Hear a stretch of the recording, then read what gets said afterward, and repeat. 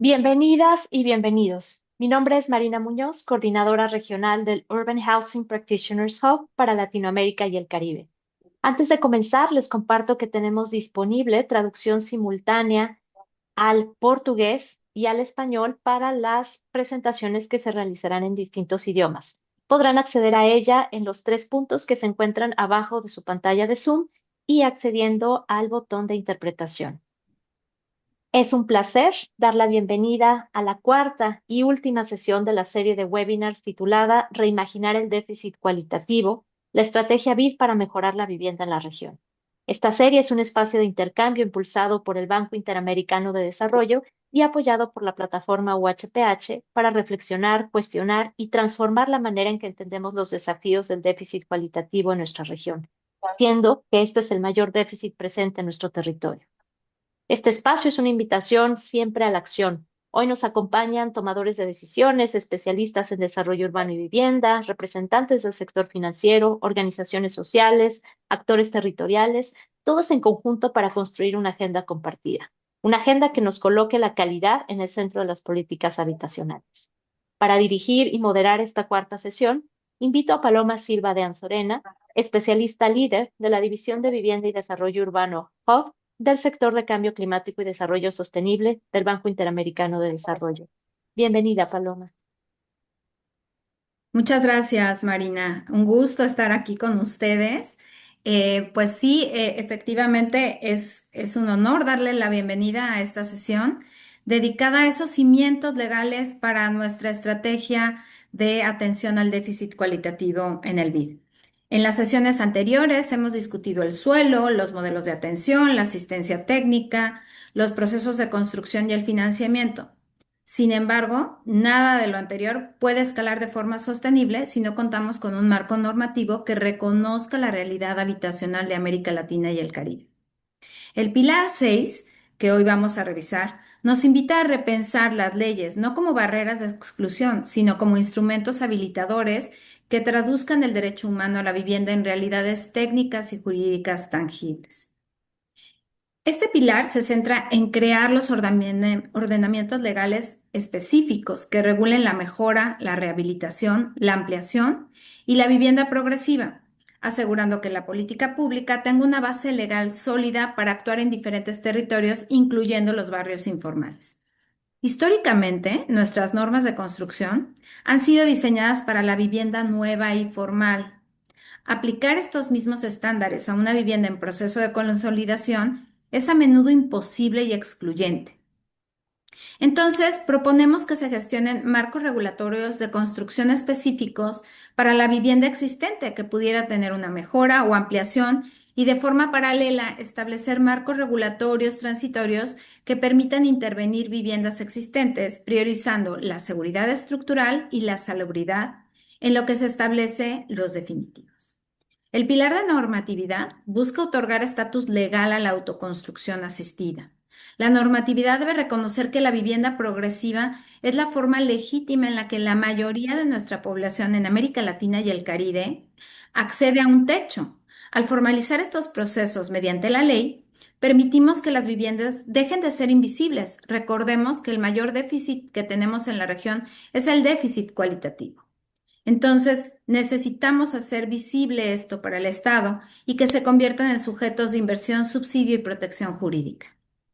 Una de las grandes innovaciones de este pilar es la propuesta de institucionalizar la asistencia técnica mediante ley. Algunos países ya lo han hecho, pero muy pocos en nuestra región. No debe ser un servicio opcional o temporal la asistencia técnica. Debe de ser un requisito normativo para que el acceso a fondos públicos de mejoramiento o subsidios suceda. Al legislar sobre la figura de asistente técnico, garantizamos que existan estándares de responsabilidad profesional y que las familias reciban asesoría técnica de forma permanente. También dentro de este pilar se promueven reformas para simplificar los trámites de permisos de mejora y regularización. Abogamos por la implementación de ventanillas únicas de vivienda y procesos de aprobación simplificados para intervenciones de bajo riesgo, permitiendo que la asistencia técnica y el financiamiento fluyan sin los obstáculos de una tramitología diseñada para construcción nueva. La seguridad jurídica es el corazón de la inversión familiar. Las propuestas de ley, entonces, deben de buscar ofrecer mecanismos ágiles para otorgar títulos o certificados de posesión segura que sean reconocidos por el sistema financiero, rompiendo el círculo vicioso entre la falta del título y la falta de crédito. Las leyes deben garantizar que la vivienda sea un espacio seguro para las familias, regulando aspectos que impactan directamente la salud y el desarrollo social. En una región altamente vulnerable al cambio climático, además, la normatividad debe de ser una primera línea de defensa. Es súper importante integrar mapas de riesgos y criterios de adaptación climática en las leyes de desarrollo urbano locales. La ley debe facultar a los gobiernos locales para realizar obras de mitigación en asentamientos consolidados, permitiendo que la inversión en vivienda cualitativa sea, por definición, una inversión en resiliencia comunitaria. Los invito a formular una nueva visión normativa para la atención del déficit cualitativo. De eso se va a tratar esta primera charla. A continuación, exploraremos con nuestros maravillosos panelistas, expertos internacionales y que formaron parte de esta nueva estrategia de atención al déficit cualitativo del BID. Veremos con ellos diferentes propuestas y experiencias que han logrado transformar el alcance normativo para acercarnos más a la realidad habitacional actual en nuestra región. En el chat, ustedes podrán observar los resúmenes de cada uno de ellos, gente súper experimentada, tanto a nivel de Latinoamérica y el Caribe como en países en particular, y que nos estarán comentando desde lo global con Ignacio Tórcida cuáles son esos marcos legales e institucionales que vale la pena repensar y poner en marcha en cada uno de nuestros países en Latinoamérica y el Caribe. Después platicaremos con Claudia y con Renato cuáles son esas particularidades que ya se han traducido en un país tan relevante como es, como es Brasil, y finalmente con Liliana esos retos que tenemos en temas de sostenibilidad que deben de ser incorporados en cada uno de estos temas. Así que estamos encantados de tener esta última serie de webinars, muy agradecidos con nuestros speakers y con toda la comunidad. He de decirles que en esta serie de webinars y con UHPH, por supuesto, hemos trabajado ya con casi 1000 personas en la región, han estado participando de manera activa en los webinars y como siempre también agradecerles al equipo BID, a Mauricio, a Jorge, a Juan José y un especial agradecimiento a Edith Castro por hacer que estos webinars puedan suceder. Adelante, comenzamos y a aprender mucho todos en conjunto. Muchas gracias, Paloma. Damos entrada a nuestro primer panelista, que es Luis Ignacio Tórcida. Adelante, Nacho. Muchas gracias. Trataré de compartir una presentación. Espero que no tenga problemas para hacerlo.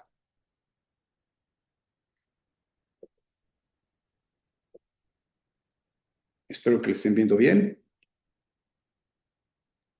Sí, ya se ve, Nacho. Perfecto. La existencia de un marco jurídico adecuado a las necesidades de un país es fundamental para el desarrollo, accesibilidad y sostenibilidad de la colectividad y de los sectores de la economía y en particular de la vivienda, cuyo crecimiento está estrechamente ligado a los derechos de las personas en un entorno de seguridad jurídica, como lo comentaba la maestra Paloma. En la pasada intervención del 5 de marzo se mencionó que las mejores prácticas internacionales siempre han demostrado que el crecimiento de un país está estrechamente ligado a los derechos de las personas en un entorno de seguridad jurídica que depende de tres factores principalmente. Uno, la creación y expedición de las leyes que propicien un marco legal normativo armónico y adecuado a las necesidades y condiciones de la sociedad. Dos, la acción de los tribunales y juzgados para dictar el derecho. Y la tercera es la actuación de la autoridad para hacer cumplir la ley. Tener que satisfacer una necesidad prioritaria como lo es la habitación es tan antiguo como el ser humano, pero en particular a partir del siglo XIX, el derecho a la vivienda se ha ido desarrollando y adaptando al interés general, adquiriendo verdadera preocupación con iniciativas legislativas en algunos países de Europa, lo que se convirtió en el tema central de la política social de los países desarrollados después de la Segunda Guerra Mundial. En efecto, las guerras mundiales, la necesidad de una reconstrucción masiva y el desarrollo económico intensificaron la necesidad por parte de los estados de regular y promocionar la vivienda social como motor de transformación de la sociedad rural a una sociedad moderna urbana.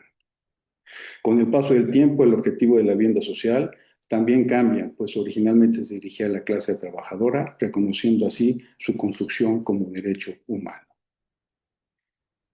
El derecho humano a la vivienda doctrinalmente se clasifica como de segunda generación, ubicado entre los derechos civiles y políticos y los derechos de justicia, paz y solidaridad.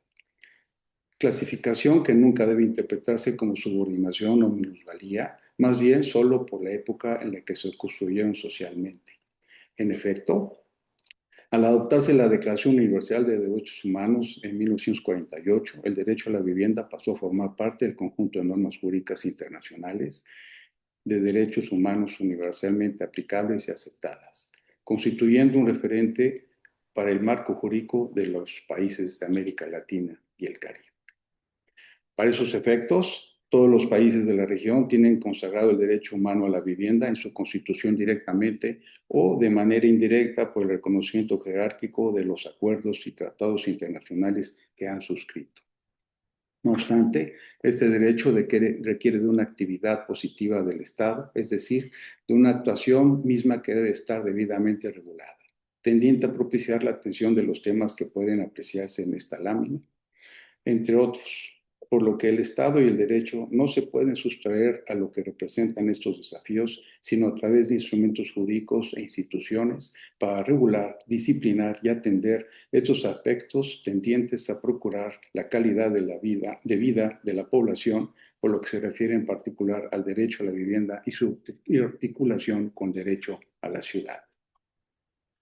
De esta forma tenemos que las leyes de vivienda en los países de la región procuran el gozo y disfrute de este derecho humano y si bien los ordenamientos no hacen distinción en cuanto a la atención del déficit habitacional cualitativo o cuantitativo, tampoco es que le asignan alguna preponderancia alguna a uno u otro, aun y cuando para la atención del déficit cualitativo pueda resultar beneficiado un mayor número de población según sus condiciones que se caracterizan por no contar con vivienda adecuada debido a todos estos factores que se muestran y que a lo largo de este webinario se han resaltado, afectando de manera concomitante el derecho a la ciudad por dificultar el acceso equitativo a los servicios, a la movilidad, a los espacios públicos y a la participación en la gestión urbana. Ante esta situación, se requiere complementar el marco jurídico que regula la vivienda en los países de la región con ordenamientos secundarios que aterrizan el postulado al derecho a la vivienda, tales como reglamentos, acuerdos, circulares, medidas provisionales, normas oficiales, ordenanzas y todos aquellos que la normativa específica permita y resultan procedentes, dependiendo de la ascendencia de la ley de donde derivan y de la naturaleza de la materia regular. Estamos hablando de temas que inciden en la atención del déficit ampliado a la vivienda, pero para los efectos de este webinar en particular se procura la atención del déficit cualitativo mediante facilitar el acceso al suelo asequible a través de figuras jurídicas e instituciones como por ejemplo bancos y fideicomisos de tierra y organismos operadores de suelo que posibiliten su gestión debido a que este insumo afecta significativamente el sector de la vivienda, tomando en cuenta que el costo que llega a tener impacta el valor de las habitaciones, dificultando su acceso a la población y ocasionando notificaciones informales y ocupaciones ilegales en la periferia de las ciudades por parte de las personas con menores ingresos o en condiciones de vulnerabilidad, con las consecuencias que esto acarrea para la autoridad. La planificación del desarrollo urbano y el ordenamiento territorial mediante efectivas herramientas programáticas para planear el crecimiento ordenado de los centros de población a través de la definición de usos del suelo y de densidades, evitando la especulación con medidas fiscales para que la plusvalía que se llegue a generar no quede en el bolsillo de los vendedores, que muchas veces resulta simplemente un intermediario, y al menos repercuta positivamente en las finanzas públicas para que se traduzca en beneficios en infraestructura y servicios en la región. así como evitando notificaciones informales y ocupaciones ilegales por contar con áreas específicas destinadas estrictamente al crecimiento, impidiendo de esta forma las invasiones y las ocupaciones.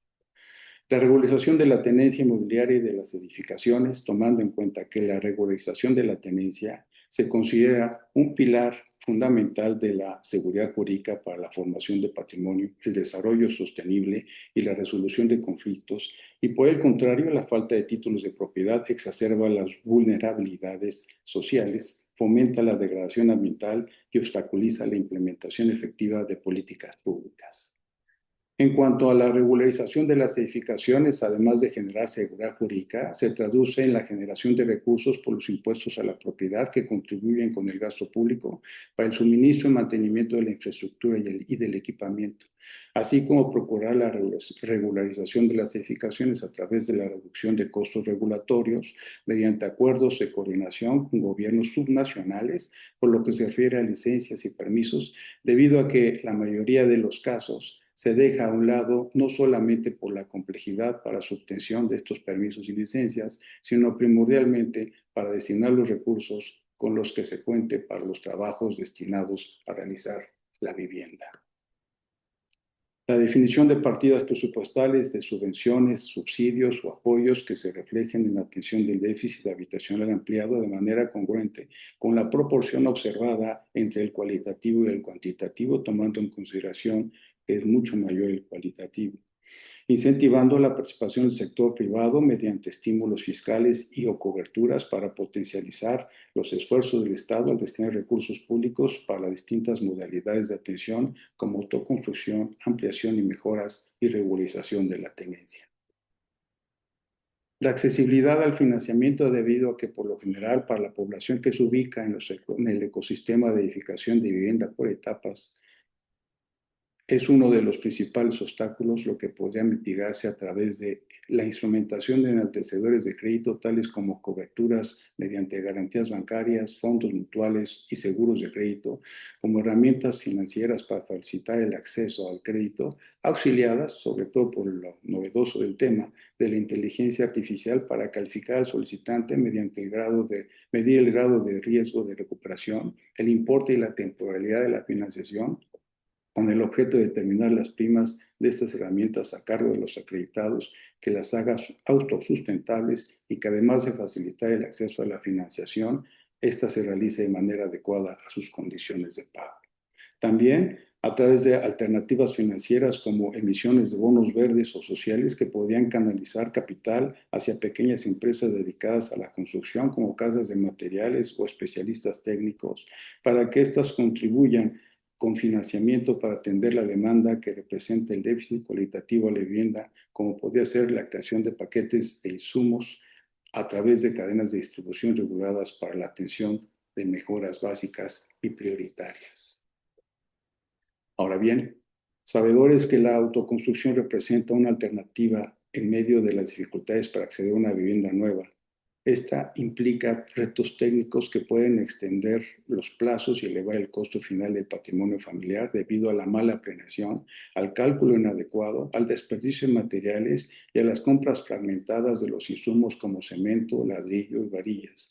Todo esto en el mejor de los casos, pero está latente el riesgo de ubicarse en zonas inadecuadas o que por sus diseños sea inapropiado, no sustentable o peor aún, que la estructura tenga avisos ocultos que pongan en peligro la seguridad de sus ocupantes. Ante esto, es urgente regular y promover la asistencia técnica, como comentaba la maestra Paloma, que acompaña los procesos de autoconstrucción, mejora y o ampliación para brindar mayores seguridades en la ejecución de estas, resultando extraño que esta figura sea incorporada en la mayoría de las leyes en materia de vivienda de los países de la región, pero no desarrollada suficientemente como lo hace Brasil, que cuenta con una ley específica de asistencia técnica pública y gratuita.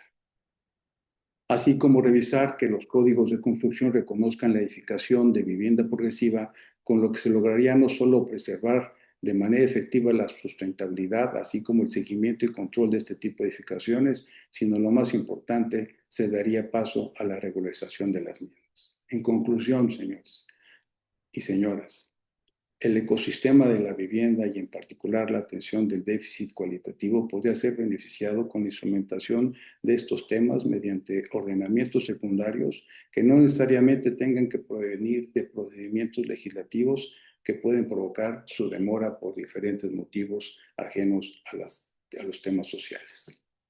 Es todo. Muchas gracias.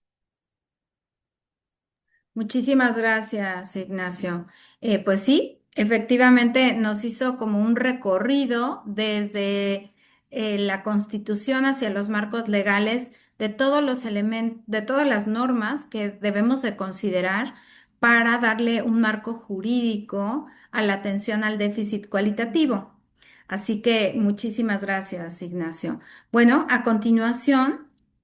Renato Núñez, que bueno, ustedes ya pueden ver en el chat las semblanzas de cada uno de ellos, pues experto por muchísimos años, décadas, yo diría, Renato, nos va a comentar cómo se está traduciendo esto en el caso particular de Brasil y qué es lo que se ha hecho. En la práctica, en estos marcos normativos, para que puedan tener un programa tan ambicioso como el que hoy tienen para mejorar, ampliar, remodelar y vivienda progresiva en Brasil.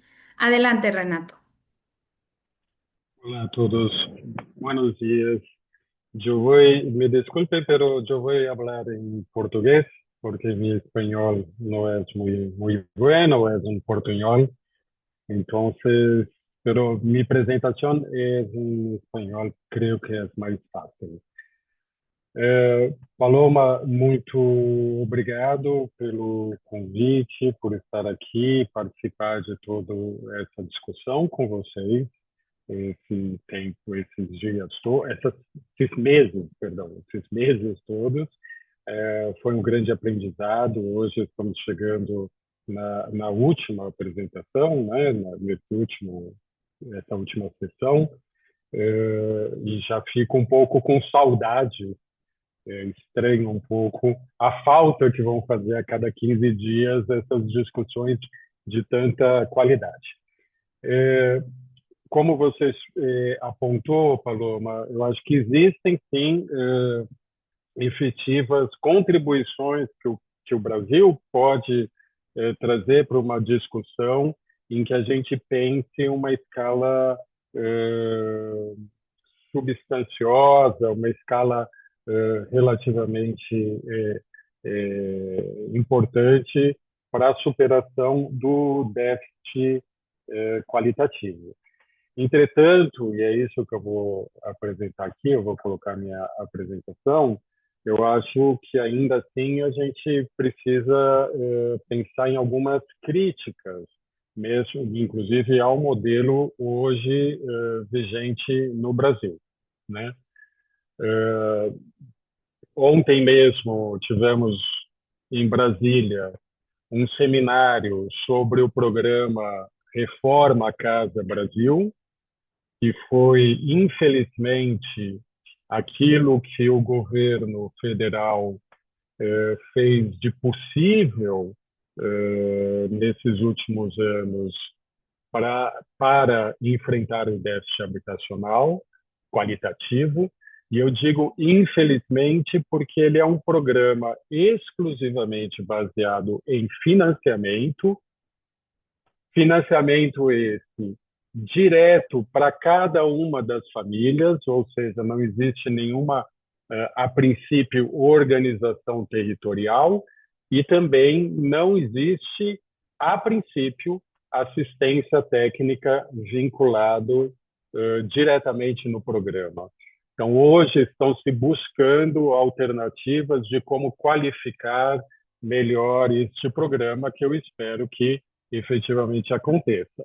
E nesse sentido, justamente, que eu queria apresentar um pouco algumas pesquisas nossas e pensando na questão normativa, aquilo que a gente defende no IPEA, no Instituto de Pesquisa Econômica Aplicada, em várias parcerias, o uso das organizações sociais sem fins lucrativos como esse agente que organiza tanto a comunidade quanto a assistência técnica num território e que pode escalar aí a atenção num nível que efetivamente responda aos, no caso do Brasil, quase 18 milhões de moradias que apresentam inadequações habitacionais. Eu acho que já é bastante conhecido que no Brasil a gente tem desde 2008 essa lei que assegura para todas as famílias a assistência técnica de habitação de interesse social de maneira pública e gratuita para todas as famílias que ganham até 3 salários mínimos. Essa lei ela deixa muito claro quais são as ações previstas nessa gratuidade da assistência técnica, que inclui desde a regularização fundiária, passando pelo projeto e reforma da habitação, mas também do entorno da habitação, da área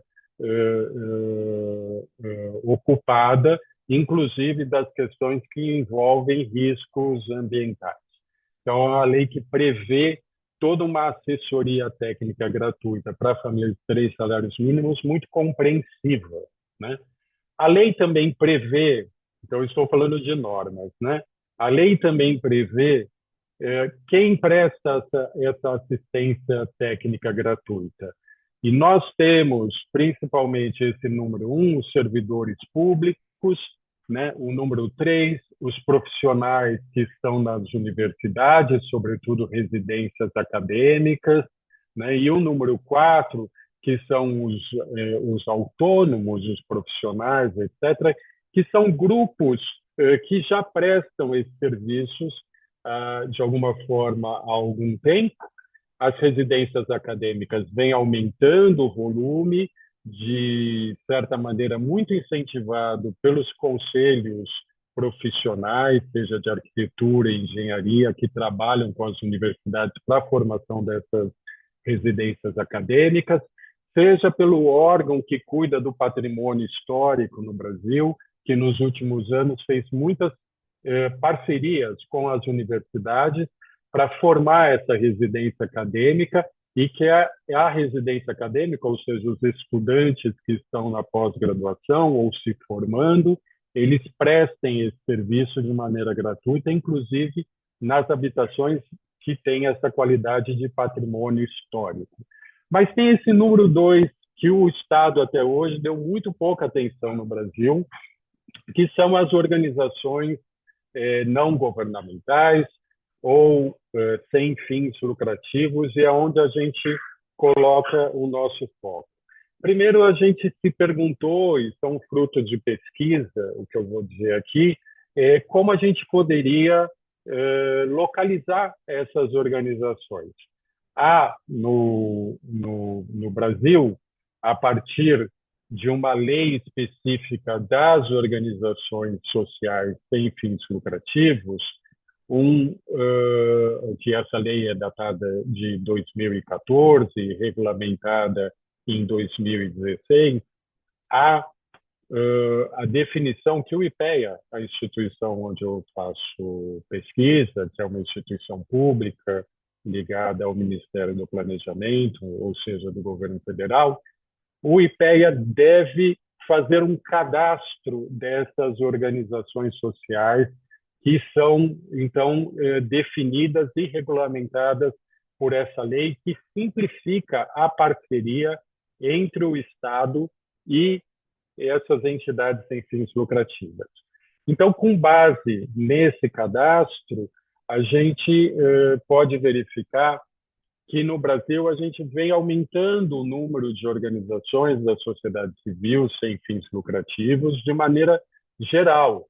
Hoje a gente tem mais do que 900 mil organizações sociais sem fins lucrativos, corresponde aí a algo como 4,3% do PIB do Brasil hoje, né, está nas mãos dessas organizações sem fins lucrativos, que empregam quase 3 milhões de pessoas e que, sobretudo, trabalham com temas, de maneira geral, com temas ligados ao, ao desenvolvimento, né? E aos direitos difusos ou direitos humanos, mas também a temas ligados à religião, à cultura e, de alguma forma, e vem crescendo bastante, a educação e saúde.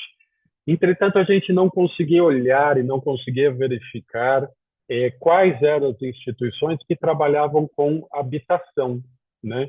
Porque o habitação ele está pulverizado nesses direitos humanos ou mesmo até em organizações religiosas que fazem trabalhos de requalificação e de melhorias habitacionais, né? Então, quando a gente começou essa pesquisa, a gente tinha no cadastro nacional apenas 8 organizações sociais que estavam identificadas como fazendo esse trabalho. Isso é claramente, e eu acho que essa é a importância de estar aqui e colocar esse tema, que esse problema do cadastro, da identificação dessas organizações sociais, é um problema, sobretudo, de uma opção em não querer ver esta economia, né? De tornar essa economia invisível. Inclusive, o Estado normalmente chama essas organizações que trabalham no desenvolvimento urbano, os movimentos sociais, etc., de organizações que são informais, né? Formalidade é simplesmente resultado de uma intenção do próprio Estado até de não criar os critérios ou os bancos de informações, etc., que possibilitem visualizar onde estão e quem são essas organizações. Então, nesse sentido, a gente seguiu nossas pesquisas e pouco mais de 6 meses depois, a gente já tinha incluído nessa base de informações 386 organizações sociais distribuídas no país como um todo que fazem esse tipo de trabalho. Ou seja, foi um esforço de dar visibilidade para essa economia. Nós sabemos que o número é ainda maior dessas organizações, né? Entretanto, eu acho que o recado que eu queria dar aqui, deixar muito claro, é que ainda que existam normas, e isso é muito comum de se falar no caso da assistência técnica no Brasil, que existe uma lei específica, etc., ainda que existam normas, a gente tem que trabalhar para que essas normas se traduzam em políticas públicas e em relação entre setores. E no caso aqui a gente está falando com um deles que é o setor financeiro, ou seja, como fazer para que essa economia, neste caso, das organizações sociais, que são aquelas que trabalham mais próximo no território, que podem organizar assistência técnica e que podem fazer uma transformação em escala, estejam ali associadas, por exemplo, ao financiamento ou investimento de bancos públicos e de organismos internacionais. Essa economia tem que aparecer, ela não tem que simplesmente estar vinculada em uma norma. E esse foi o nosso esforço, e eu acho que é o esforço que nós teremos também para implementar todas essas inovações que com muita competência, eu acho que esse grupo foi sugerindo para o BID e a competência do BID, que a gente espera ver muito em breve colocado para ação na América Latina como um todo. Muito obrigado, fico por aqui e espero o debate para poder continuar conversando. Muchísimas gracias, Renato. Pues sí, es un lujo el poder trabajar con Renato, con Claudia, que han estado haciendo cosas muy importantes para la atención del déficit cualitativo desde diferentes frentes en Brasil. Y esta experiencia pues se ha venido traduciendo en lo que es la nueva estrategia de atención al déficit cualitativo para toda Latinoamérica y el Caribe en el BID. Así que sí, también te vamos a extrañar, Renato, pero ya encontraremos cosas lindas para trabajar juntos. A continuación, Claudia va a seguir profundizando sobre estos temas que Renato introdujo específicamente y los retos. Claudia Pires, por favor, continúa con este panel de lujo que tenemos el día de hoy. Bom dia, né, para todos. Eu fiquei meio perdida em relação ao fuso, mas é um prazer estar aqui com vocês, estar aqui compartilhando dessa mesa, participando desse debate. Eu vou falar em português, espero que me compreendam, vou falar lentamente para evitar qualquer problema de interpretação daquilo que eu vou dizer. Bem, Claudia, no te preocupes. Les recordamos que todos tienen una forma de acceder a la traducción. Si ustedes tocan abajo de su pantalla, ahí pueden elegir el idioma. Tenemos interpretación y traducción simultánea. Así que siéntete libre y cómoda, Claudia. muito obrigada. Bem, agradecer aqui a todos, em nome da Paloma, que nos recepciona aqui hoje. Bem, eu vou falar um pouco sobre a questão da aplicação da Lei de Assistência Técnica e desses programas de melhorias habitacionais do ponto de vista da aplicação da política pública no território, que é algo que me preocupa muito. Eu acho que na discussão que o Renato trouxe sobre as organizações da sociedade civil, e nós viemos falando, discutindo sobre isso durante todo o percurso aí dos estudos e dos debates feitos a cada 15 dias, uma discussão importante é trabalhar num país com dimensões continentais como o Brasil, com uma população de 220 milhões de habitantes, distribuída em 26 estados, um Distrito Federal, onde, grosso modo, aproximadamente 68% dessa população ela ganha até 2 salários mínimos. Então, provavelmente, essa população vive em locais onde as situações da moradia e da infraestrutura elas são preocupantes, né? E nós temos a compreensão no país de que, a partir desses números do déficit qualitativo, nós temos que tomar uma frente, temos que implantar uma frente nova dentro da Política Nacional de Habitação. Eu já relatava aqui na minha apresentação passada a importância do Plano Nacional de Habitação e da construção de todo um arcabouço legal acerca desse tema, de que o déficit qualitativo é realmente uma das questões que mais importam na política pública de habitação no Brasil.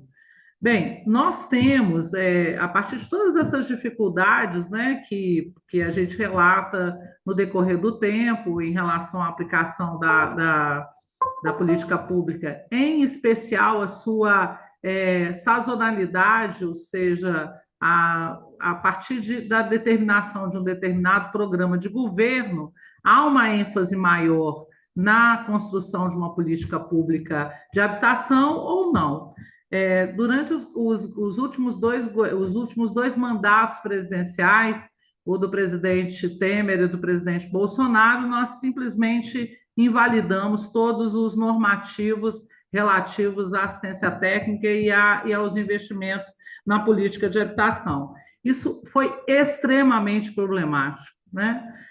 Na reconstrução da política pública de habitação feita agora com o presidente Lula, nós conseguimos recuperar aí algumas questões que estavam dentro dos arcabouços legais e até, inclusive, dos orçamentos públicos dedicados à Política Nacional de Habitação.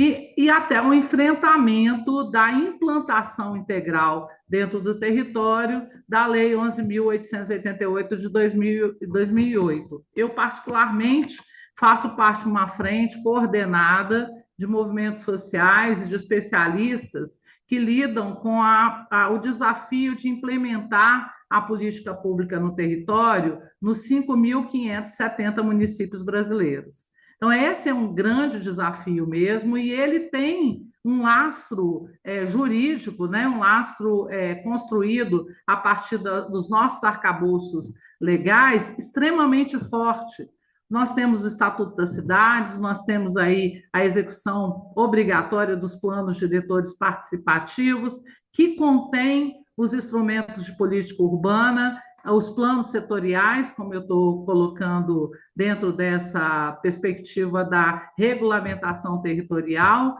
e, recentemente, também o Estatuto das Metrópoles para as áreas mais adensadas e mais urbanizadas da nação Brasil, e há o desafio maior, que é a aplicação de uma lei federal como a Lei de Assistência Técnica nos 5.570 municípios, a partir do entendimento que a assistência técnica é um dos instrumentos de direito à cidade assegurados pelo Estatuto das Cidades em 2001. Bem, quando a gente fala dessa estrutura federativa, a gente fala também dos três poderes constituídos, o poder executivo, o legislativo e o poder judiciário, que têm papéis muito característicos na construção dessa política nacional de assistência técnica. Ou seja, existe aí papéis desde do papel do executivo dentro dos municípios ou em nível estadual, nos 26 estados, no Distrito Federal ou na União, a partir do governo federal, o legislativo propondo regulamentação e incremento às normas já produzidas, e o Poder Judiciário garantindo o cumprimento da lei, né? E a gente fala aí do ponto de vista do Poder Judiciário, também aqueles órgãos de controle que vão assegurar o acesso da população aos seus direitos constitucionais.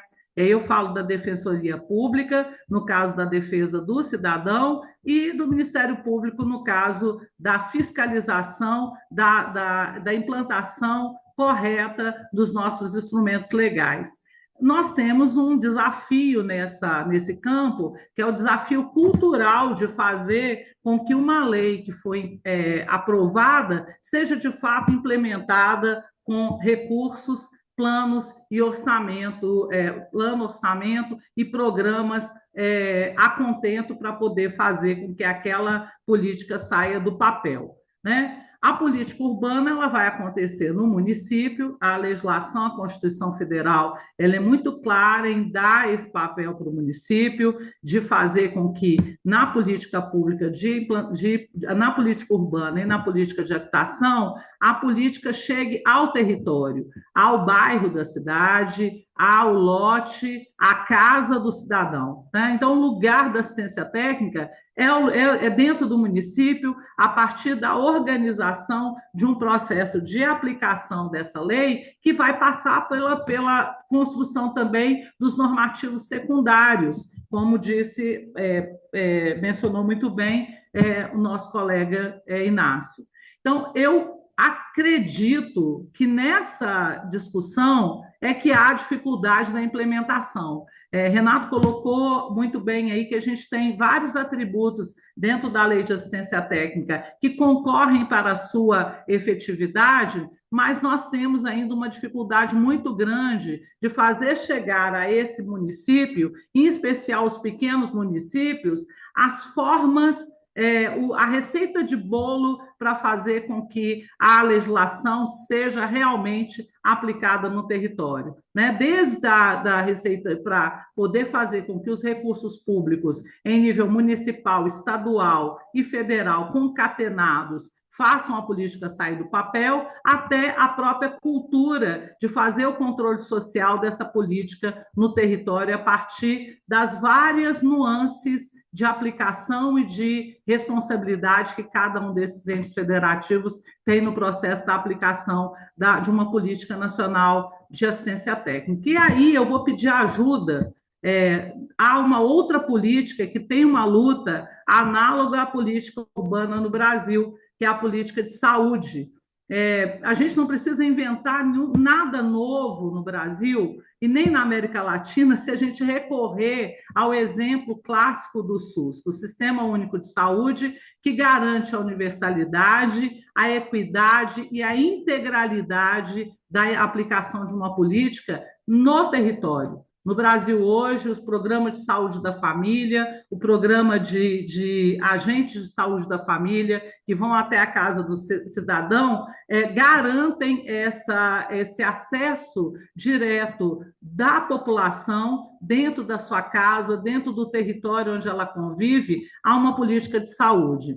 Na política de assistência técnica, nessas 3 camadas de entes federativos que a gente consegue perceber, e na própria normativa que faz com que a política possa acontecer no território, que é o caso da Lei 11.124 de 2005, nós temos o desafio de fazer com que, de forma isolada ou consorciada, a Política Nacional de Assistência Técnica possa se apresentar ao cidadão com orçamento, com fundos e conselhos gestores e com um sistema de controle social que permita ao cidadão entender essa política, apoiar culturalmente, inclusive desfazendo os nós culturais existentes na política pública brasileira, onde a questão habitacional ainda é um gargalo forte do ponto de vista do rompimento com o desafio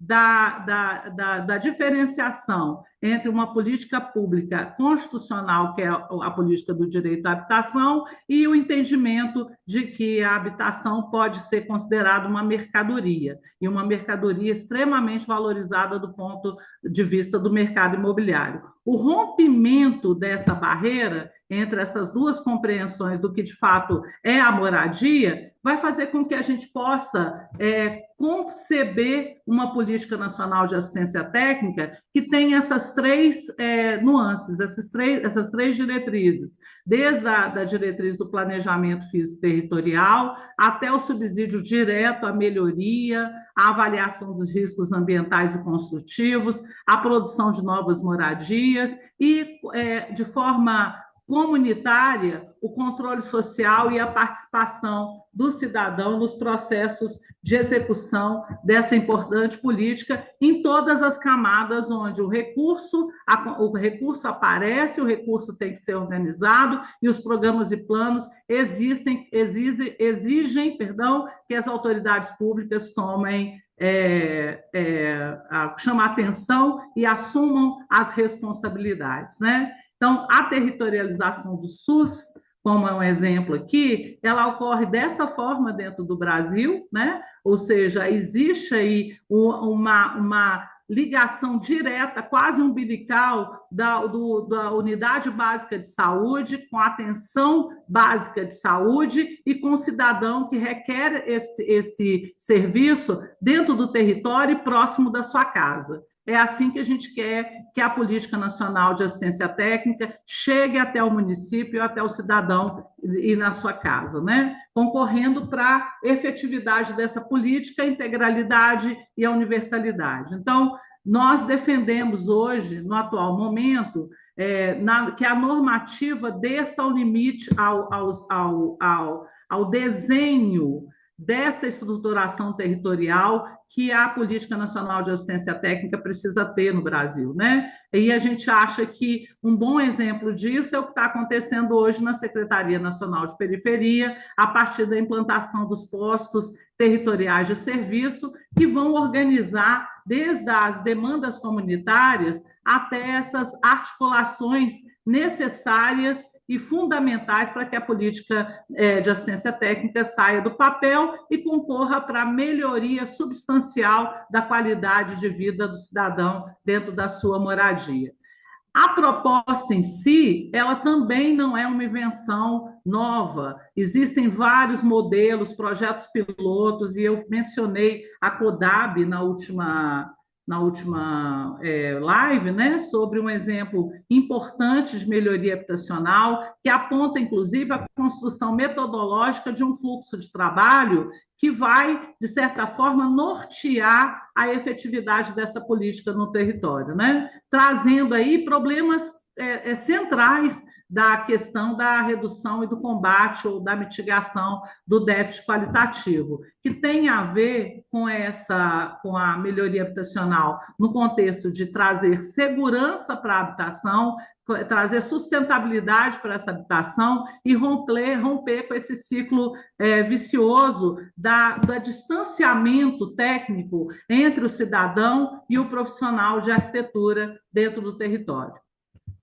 Então, para concorrer com isso, para entender que essa política ela é de fato possível de ser feita, o governo federal lançou ano passado com recursos vultuosos, né, subsidiados ou não, nesse caso aqui, a política para o faixa 1, feita pela Secretaria Nacional de Periferias, ela propôs alternativas de implantação do programa de melhoria habitacional com transferência de recursos subsidiados, e isso é uma necessidade da população brasileira hipossuficiente e que depende das políticas de transferência de renda para sobreviver. Então, a política nacional de assistência técnica, ela também pode ser um componente importante numa política de redução de pobreza e combate às desigualdades socioterritoriais.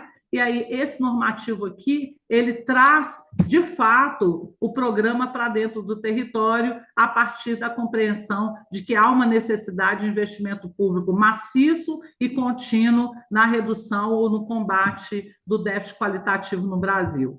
E aí, a gente tem os desafios para a implementação dos programas, né? Um deles é os apoios ao pós-morar. Eu falo isso porque a gente tem, numa perspectiva de entendimento do programa de habitação, também de se preocupar com o que acontece com aquela unidade nova, entregue ao morador, mas que não tem a manutenção, o devido cuidado a partir da entrega, e esse morador, que também é isso hipossuficiente, vai ter dificuldades para poder garantir a manutenção adequada dessa unidade. O posto territorial poderia ser a referência para essa discussão. Nós temos também uma necessidade de desenvolvimento de pesquisa e incremento tecnológico nas soluções de melhoria dos processos de moradia. Eu sou defensora, inclusive, que a gente tenha, de forma análoga às empresas de assistência rural, a uma empresa de assistência técnica que cuide dessa pesquisa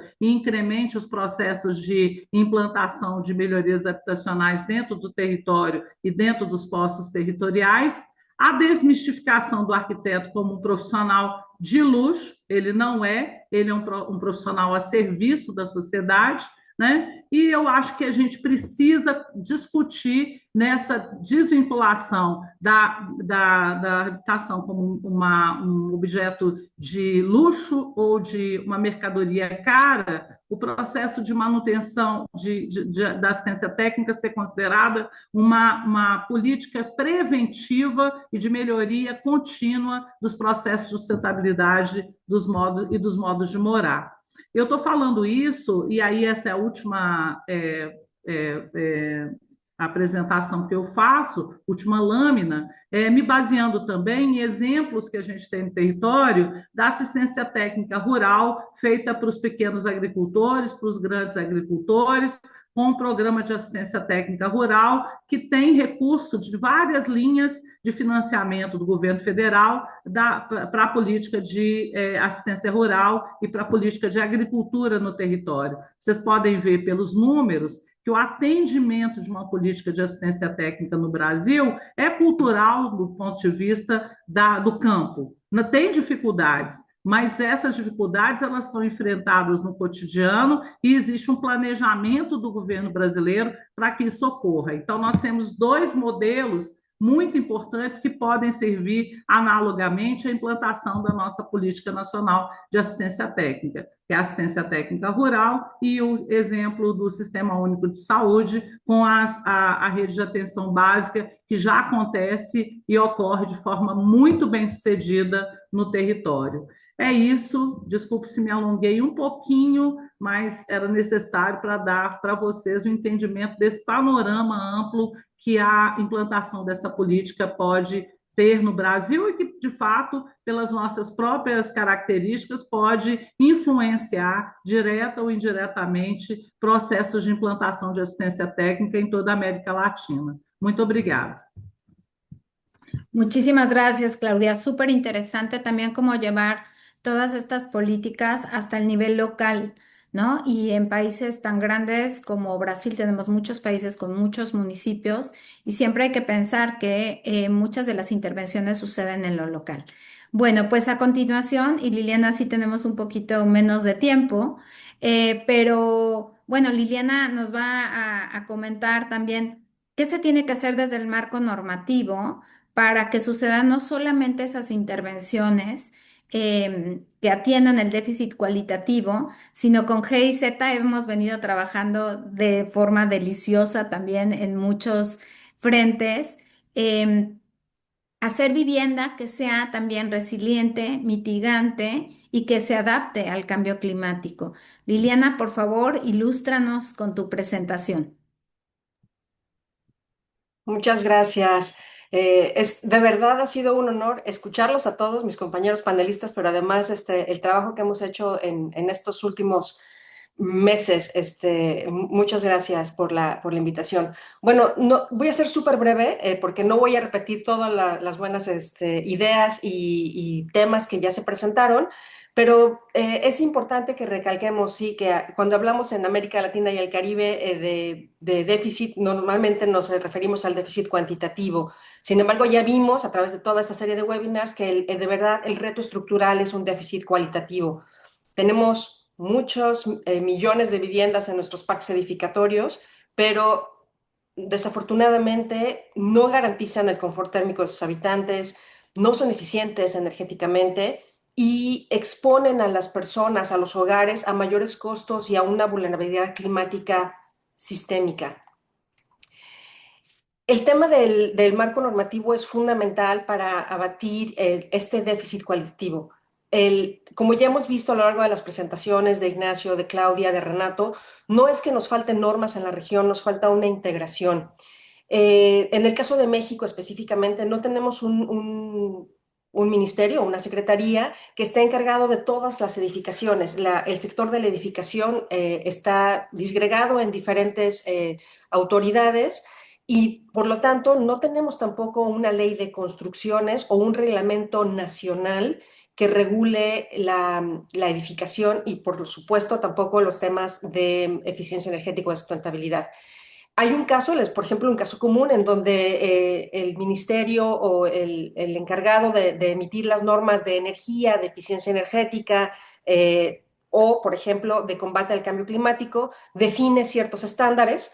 Sin embargo, es el sector de la vivienda el que construye, no siempre integrando estos criterios.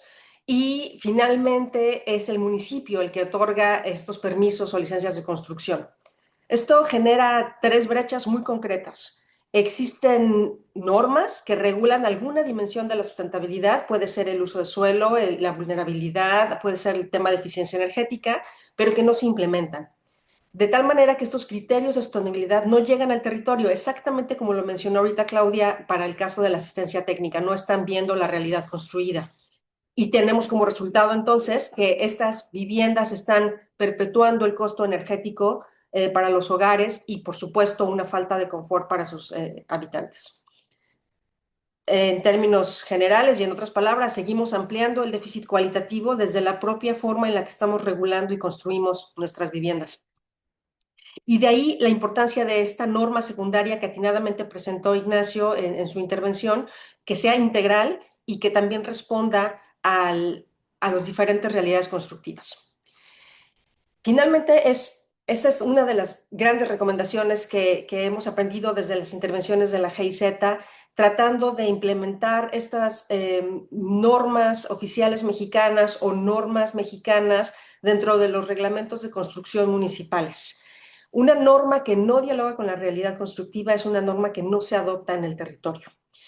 De este modo, la primera recomendación es clara. Necesitamos un instrumento normativo integrado para el sector de la edificación en general, pero que integre aspectos de sostenibilidad desde el diseño. y no estamos hablando de cualquier instrumento, estamos hablando de un instrumento a nivel nacional que reconozca las diferencias entre las diferentes tipologías de edificación, la vivienda social de producción comercial, la vivienda progresiva, las edificaciones comerciales, la vivienda existente, como ya bien lo mencionó Paloma en su intervención inicial. No es posible aplicar la misma lógica normativa a realidades constructivas completamente diferentes. Particularmente la vivienda progresiva, en donde la construcción, que es incremental, va teniendo diferentes episodios y diferentes momentos en el tiempo para regularse. Esta norma tiene que adaptarse al proceso real de cómo se construye para que realmente pueda adoptarse.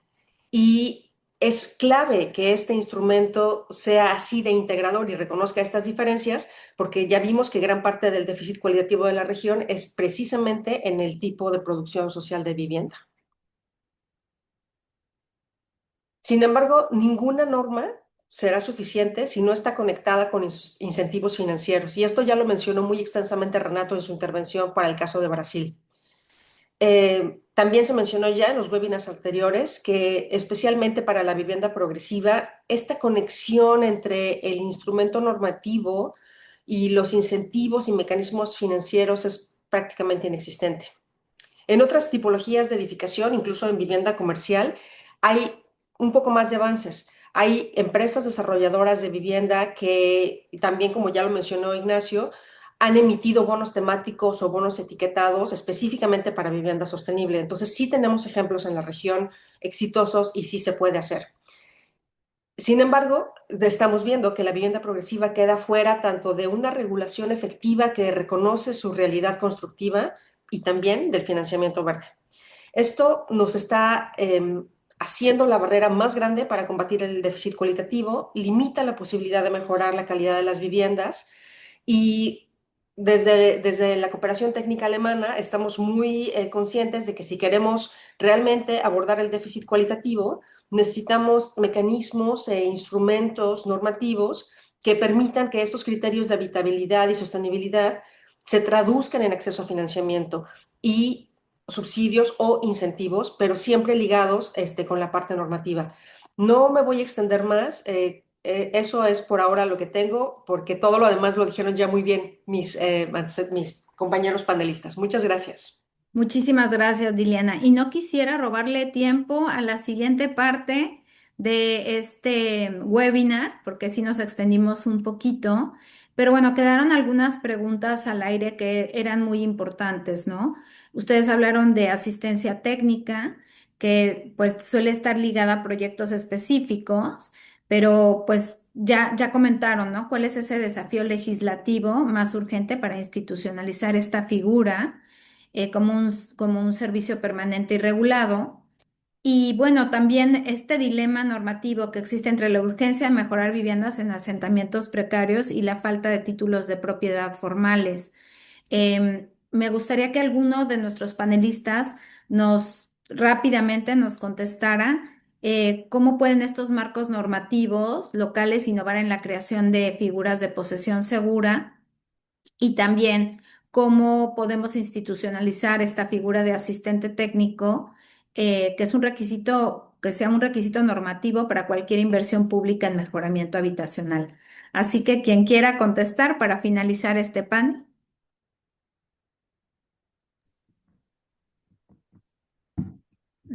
Posso falar? Y adelante, Claudia. Bem, esse é um desafio que nós temos na discussão sobre a aplicação da lei no território, né? A figura do assistente técnico, do agente técnico dentro do território, ele, até pela apresentação que o Renato fez com a residência profissional, ele tem sido aperfeiçoado e tem sido demonstrado como possível. A gente precisa, na própria lei fala que o serviço de assistência técnica ele vai ser promovido pela própria prefeitura, ou em convênio com conselhos profissionais, entidades de classe, ou por programas acadêmicos, como acontece nas universidades, né? Isso sendo regulado através das normativas secundárias, no caso, as portarias e os decretos regulamentadores.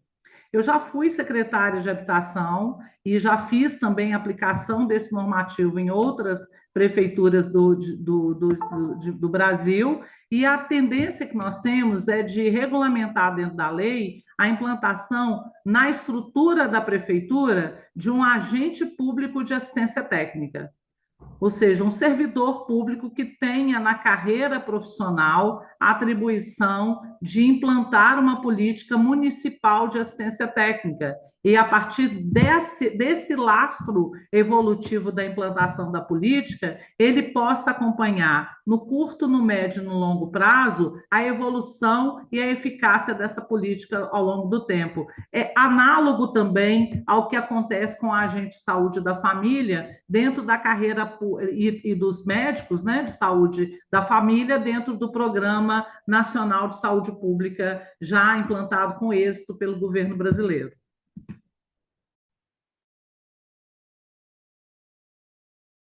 Excelente, muchísimas gracias, Claudia. Pues súper claro. Y ahora le paso la palabra a Edith porque nos vamos ya al cierre de esta serie de webinars, a hablar de temas que nosotros decimos es la cereza del pastel, que será el tema de sostenibilidad, un eje transversal para todo este trabajo. Y agradecerles muchísimo a quienes hoy están con nosotros. Y sobre todo a quienes estuvieron, como lo dijo bien Claudia, Renato e Ignacio, estuvieron durante 8 o 9 meses trabajando en reuniones diarias para poder diseñar esta nueva estrategia del BID en la atención al déficit cualitativo. Adelante, Edith. Muchas gracias, Paloma. Con esto damos fin al primer panel, damos inicio al segundo panel, quien nos estará acompañando Ana Milena Bendaño, consultora del sector de infraestructura y energía en el BID, donde forma parte del grupo de infraestructura social. Bienvenida, Ana. Gracias, Edith. Gracias, Paloma. Pues es un gusto para mí estar aquí para cerrar, como dice Paloma, con broche de oro. Como hemos visto a lo largo de esta serie, el desafío habitacional en la región ha cambiado profundamente. Hoy ya no se trata de cuántas viviendas faltan, sino cómo viven millones de familias en las viviendas que ya existen. De hecho, cerca del 78% del déficit habitacional es de carácter cualitativo, lo que significa que millones de hogares están expuestos a riesgos climáticos, desastres, enfermedades y altos costos energéticos, no por falta de techo, sino por la precariedad de estos. El Pilar 7 nos propone un cambio profundo de enfoque, entender la vivienda no solo como infraestructura, sino como el primer escudo de resiliencia climática y social en las familias. Lo más relevante es que muchas de estas soluciones ya existen, son de bajo costo y técnicamente viables. El verdadero desafío va a ser cómo integrarlas de manera transversal en la política pública, en los modelos de atención y en la escala territorial. Para este panel les voy a compartir el panel de lujo que tenemos ahora. Permítanme un segundo.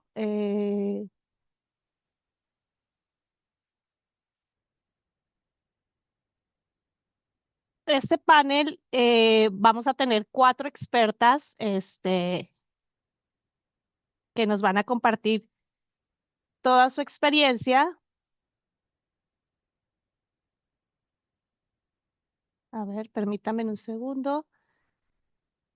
Bueno, en este panel les voy a pedir que vamos a tenerlo como presentación. Ya, discúlpenme. Vamos a pedirles que nos compartan su experiencia concreta, ya sea en territorio o a escala política, de política pública, también qué soluciones de sostenibilidad y resiliencia han implementado y están funcionando, y cuáles de las siguientes, cuáles siguen siendo las principales barreras para escalar impacto.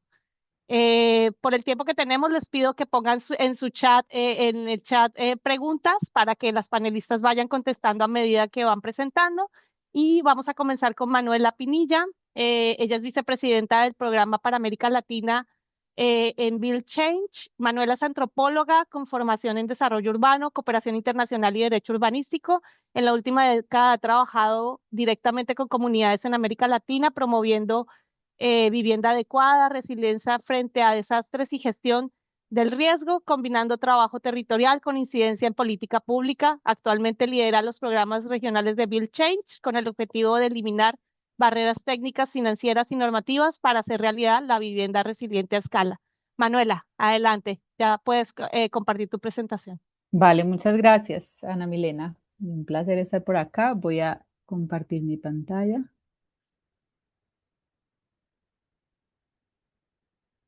Listo. Espero que ya la puedan ver. Ya se ve. Listo, muy bien.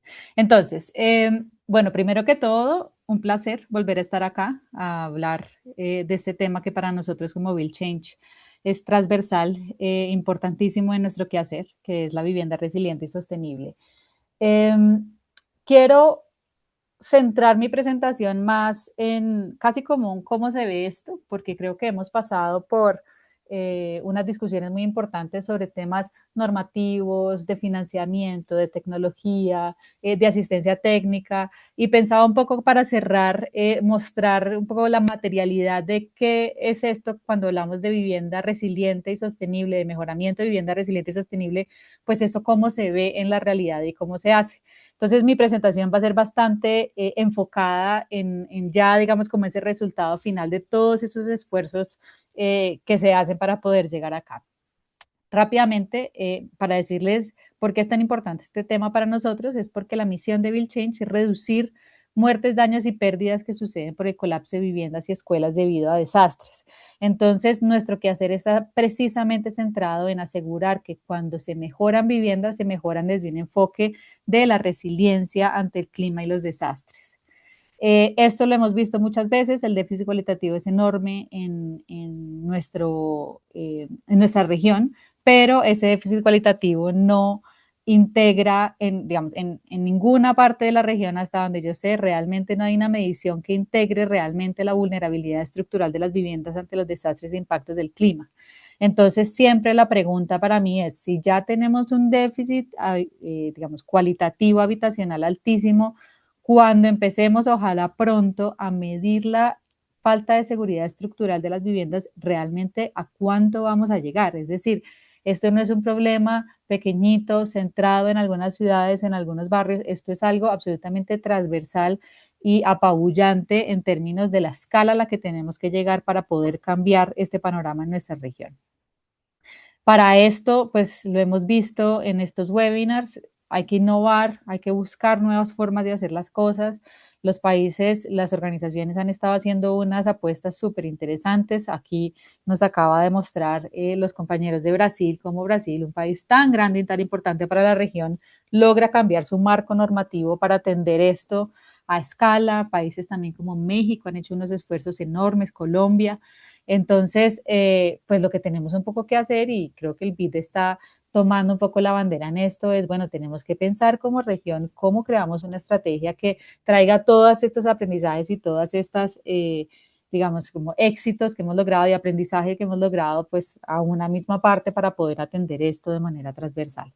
En Build Change, nosotros, les conté la vez pasada, la forma en como nosotros pensamos la vivienda resiliente y cómo se logra es a partir de digamos, un modelo de mercado en el que buscamos crear demanda, sobre todo demanda de vivienda resiliente, es decir, que la vivienda que se mejora, que se autoproduce, se haga con un enfoque de resiliencia. Buscamos que haya oferta, es decir, que hayan insumos técnicos, tecnológicos, conocimiento, capacidades para hacerlo, y por otro lado que haya modelos de financiamiento sostenible para que esa demanda y esa oferta, digamos, sea sostenible en el tiempo. ¿Y cómo hemos pensado esto? Nosotros sabemos que mejorar viviendas estructuralmente, pues muchas veces se sale un poco de la tradición o de lo que normalmente se ha hecho en nuestros países. Casi, o sea, mejor dicho, la grandísima mayoría de programas de mejoramiento que existen, no solamente a nivel público, sino también de organizaciones sociales, no se ha incluido los temas estructurales porque pues tienen un nivel de complejidad un poquito mayor. Se hace mejoramiento de vivienda pensando en mejorar pisos, cocinas, baños, a veces cubiertas, acceso a servicios públicos, y todo eso es muy válido. Sin embargo, si no atendemos el centro, digamos, de lo que hace una vivienda segura y que dure en el tiempo y que proteja la vida de sus personas, pues realmente la pregunta es si estamos invirtiendo bien los recursos. Para nosotros como Build Change la respuesta es no.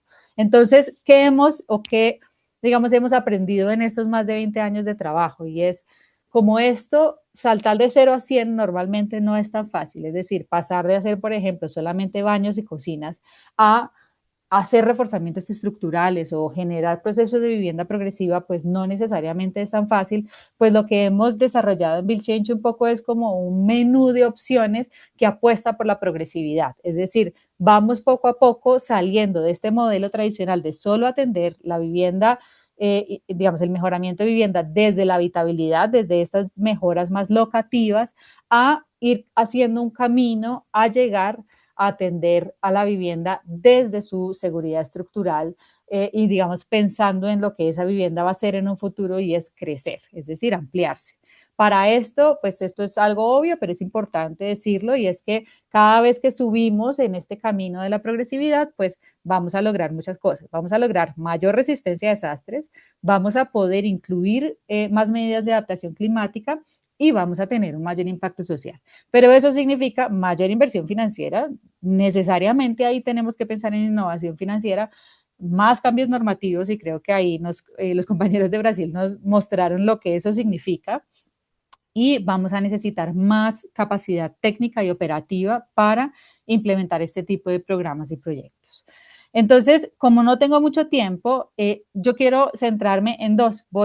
Pues no voy a hablar de mejoras de habitabilidad, porque pues esto es lo que ya conocemos y no es donde nos queremos centrar aquí en el panel de resiliencia, sino que voy a hablar del siguiente paso que nosotros vemos como un paso posible para salir de ahí, y es empezar a incluir, digamos, actividades específicas y sistemáticas de beneficio estructural y climático dentro de los programas de mejoras de habitabilidad. Y luego me voy a ir hasta el final a contarles cómo se ve eso cuando ya tenemos toda esta mayor inversión, cambios normativos y capacidad operativa para hacer programas de reforzamiento estructural con ampliación de vivienda.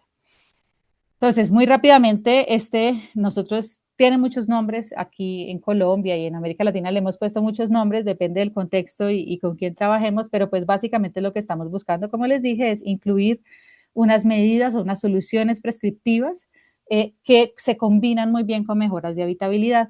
Para esto, nosotros en nuestra, digamos, experiencia y en nuestros estudios y trabajo, hemos visto que en la mayoría de viviendas de origen informal o viviendas autoproducidas hay 7 deficiencias que se repiten una y otra vez.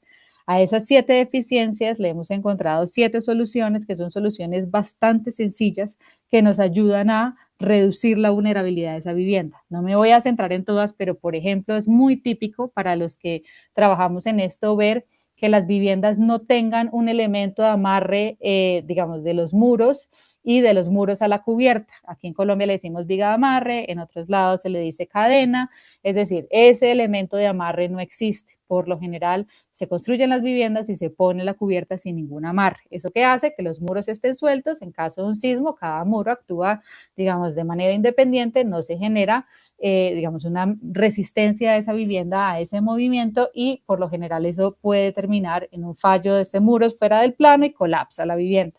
Entonces, una de las formas de poder, digamos, resolver o mitigar esa deficiencia que encontramos una y otra vez en las viviendas de origen informal es que si se va a hacer un cambio de cubierta, pues de una vez busquemos hacer algún tipo de amarre, digamos, que realmente amarre los muros y amarre los muros a el techo. Por otro lado, por ejemplo, vemos mucho que hay muros, los muros están sueltos en las esquinas, no hay elementos de confinamiento que los amarren. Este es otro de esos típicos mejoras que se pueden hacer, por ejemplo, a partir de lucidos o revoques con malla, o inclusive elementos de amarre como columnas y demás. Esto, digamos, que se puede transformar en unas formas bastante sistemáticas de hacer una vivienda más resiliente. Aquí hay algunos ejemplos que quiero pasar muy rápidamente. Esto, por ejemplo, lo hicimos con la alcaldía de Bucaramanga, una ciudad aquí en Colombia. ya vamos a un paso más adelante y es que no solamente hacemos ese beneficio estructural, sino que vamos incluyendo medidas de mejoramiento, por ejemplo, como hablaba Liliana, de confort térmico. Estamos en una zona, por ejemplo, en el Urabá, donde hay muchísimo calor, entonces, ¿cómo si vamos a cambiar esa cubierta? Pues muy bien, hacemos el elemento de amarre de la cubierta, hacemos unos revoques de muro, le damos más resistencia a esos muros y a la vez hacemos cubiertas con doble altura para poder mejorar tanto la iluminación como la ventilación natural. Igualmente intervinimos, digamos, otras partes de la vivienda para mejorar climáticamente la vivienda, a la vez que también mejoramos su resiliencia estructural y así vamos de alguna manera caminando un poco como este camino de progresividad para sacar a las viviendas de la vulnerabilidad estructural en las que están. Me voy con la más, digamos, la top, la que quisiéramos llegar todos, y es cómo podemos hacer reforzamientos estructurales con ampliación. Para esto quería traer a colación que hay hay una gran innovación que tiene que suceder desde la parte técnica, legal, financiera y demás. En Colombia nosotros aquí llegamos ahí, tuvimos que hacer una nueva norma técnica para poder atender viviendas de origen informal, porque la norma sismoresistente colombiana no está hecha para las viviendas de origen informal y eso normalmente pasa en todos nuestros países y tuvimos que hacer todo un proceso que, miren, duramos más de 10 años menos de 10 años, casi 10 años llegando a poder traer esa norma técnica para poder atender a las viviendas digamos, desde lo que son. Esto lo hicimos en un ejercicio en Bogotá que se llama el Plan Terrazas. Así se ve, básicamente una vivienda existente, se hizo un reforzamiento estructural, se hizo una expansión vertical y la familia hace la ampliación progresiva. Una vez más, aquí llevamos esto y lo quisimos llevar a un paso más y es atendiendo también adversidades climáticas. Entonces, en Honduras llevamos ese conocimiento que trajimos de Bogotá, de trabajar con la Caja de la Vivienda Popular y trabajamos con el Valle de Sula para no solamente hacer reforzamientos con ampliación con la Cruz Roja, sino también poder adaptar esos segundos pisos a que fueran segundos pisos independientes para poder ser un refugio para familias que viven en zonas inundables y que no tienen la posibilidad de irse. Yo me voy a quedar ahí porque sé que me pasé de tiempo. Solo quiero contarles que BuildChange es un estudio para medir el costo en carbón embebido de un mejoramiento de vivienda y los ahorros que se generan. Y la conclusión es que mejorar una vivienda ahorra, mejor dicho, muchísimo carbón embebido a diferencia de hacer una vivienda igual. Y mejorar una vivienda antes de un desastre, pues obviamente ahorra muchísimo carbón que tener que repararla después de un desastre. Entonces, ahí están los datos. Quiero que si les interesa puedan conocerlos. Aquí está la página donde están. Desafortunadamente está solo en inglés, pero pues yo creo que pues ya con todas las herramientas de traducción que existen no es tan difícil. Y si quieren más información, por favor aquí pueden ir o me escriben y aquí me quedo. Muchas gracias. Muchas gracias, Manuela. Perdón por presionarte. Bien, vamos a continuar con Gabriela, directora de Operaciones de Techo Internacional desde el 2021. Ella es politóloga con maestría en desarrollo humano. Gabriela combina liderazgo estratégico con una profunda conexión territorial. Ha trabajado en múltiples países de la región y actualmente supervisa la operación de Techo en 18 países, manteniendo un vínculo activo con comunidades en contextos de alta vulnerabilidad. Gabriela, el micrófono es tuyo, por favor, compártenos tu pantalla. Gracias, Ana Milena. Voy a compartirles mi pantalla. Bien, espero que ahí se está cargando, que se esté viendo. Se está viendo correctamente, ¿verdad? Sí. Perfecto. Bueno, justamente vamos a retomar el tema que venían hablando desde BuildChange, sobre la vivienda resiliente y la sostenibilidad en territorio. Acá hay un tema muy importante que marcar, que es la cuestión climática en Latinoamérica y el Caribe, donde vemos que esta es una de las regiones más vulnerables frente al cambio climático, sobre todo por la desigualdad. O sea, a diferencia de otras regiones como Asia y África, América Latina no está tan afectado por cómo es territorialmente, sino por la desigualdad, ya que todo lo que tiene que ver con los efectos del cambio climático impacta muchísimo más en las comunidades más vulnerables y también reducen muchísimo la capacidad de adaptación de estas comunidades. tenemos diversos fenómenos, desde incendios, inundaciones, sequías, huracanes cada vez más seguidos, grandes olas de calor y de bajas temperaturas también. Y no quiero dejar de mencionarlo porque la mayoría de los asentamientos están cercanos a zonas de riesgo. En Argentina, por ejemplo, que están bien identificados todos los asentamientos, 7 de cada 10 están cerca a al menos una fuente de riesgo. Entonces, el cambio climático lo que está provocando es que estos eventos sean cada vez más seguidos y cada vez más potentes frente a estas comunidades que muchas veces ni siquiera logran recuperarse cuando ya tenemos otro evento. Un ejemplo muy claro de los últimos años ha sido la seguidilla de huracanes en México, desde Otis en noviembre de 2023, John y Eric golpeando siempre el mismo lugar, lo que hace muy difícil que las comunidades puedan salir adelante. Entonces, en condiciones en donde, como viven las familias en los asentamientos, en viviendas precarias, sin servicios básicos y sin condiciones mínimas para sobrellevar las condiciones críticas que trae el cambio climático, la resiliencia climática es una cuestión fundamental. Y acá nosotros qué pensamos que hay que hacer es que hay que actuar desde antes del desastre y con otros.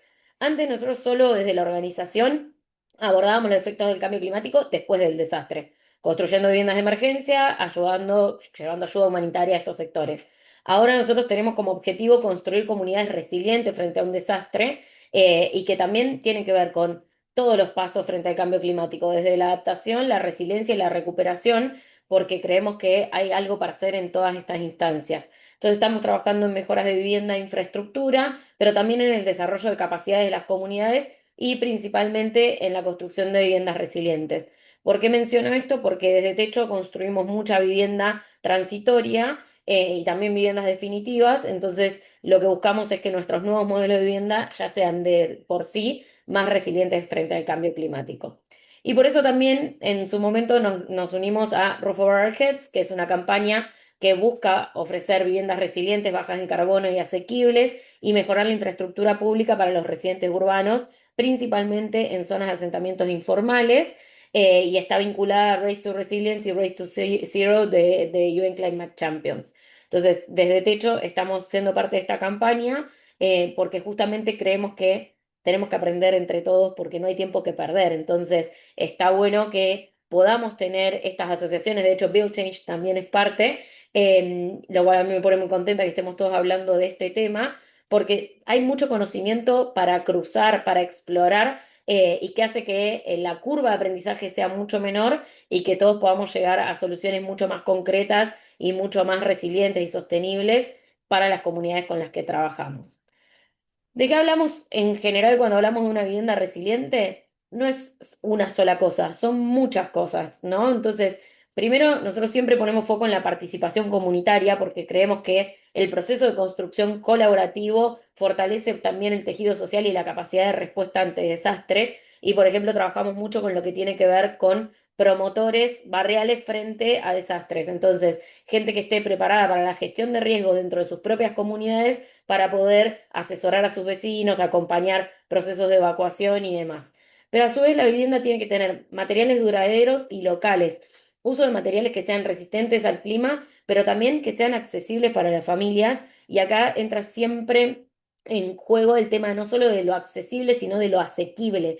¿Qué materiales después la familia va a poder usar para dar mantenimiento a esa vivienda? ¿Dónde van a conseguir materiales para repararlo? Entonces, necesariamente tienen que ser cosas que las familias puedan costear y por otro lado que sean de fácil acceso, que esté en la ferretería del barrio, en el lugar donde venden material cercano a esa comunidad y que no sea un producto que solo se consigue en grandes tiendas, en las grandes ciudades, porque esto hace que después la familia tenga que reparar la vivienda con lo que encuentra, provocando que sea también menos sostenible y menos resiliente.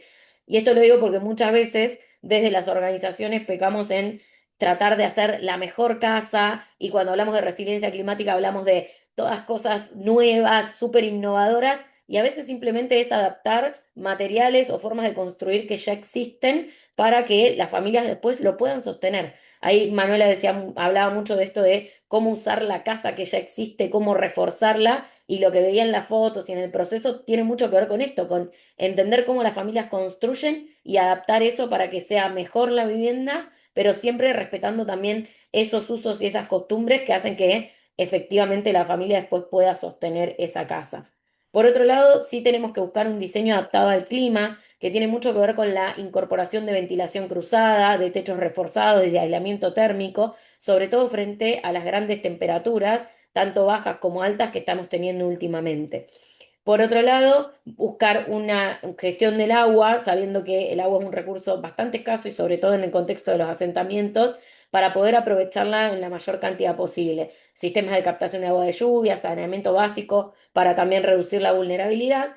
Y por último, que esta vivienda pueda estar en una ubicación segura. Esto tiene que ver con una relocalización o una mitigación de riesgos. Hay lugares que lamentablemente los riesgos no van a poder ser mitigados y las familias necesariamente tienen que ser relocalizadas, pero otras, a diferencia de esto, pueden mitigarse los riesgos, ya sea implementando medidas como muros de contención, drenajes, o haciendo más fuertes las viviendas para que puedan soportar.